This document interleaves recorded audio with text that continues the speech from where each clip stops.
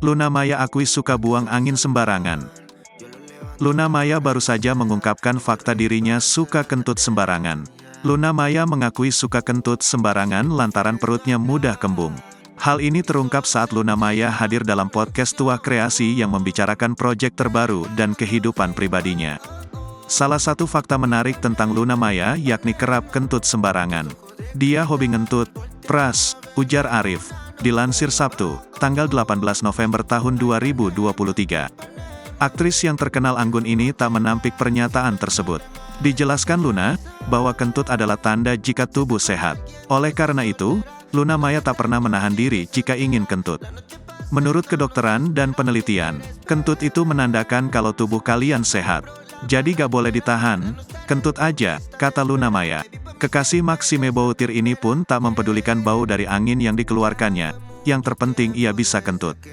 Masalah bau atau kedengaran itu nomor 2.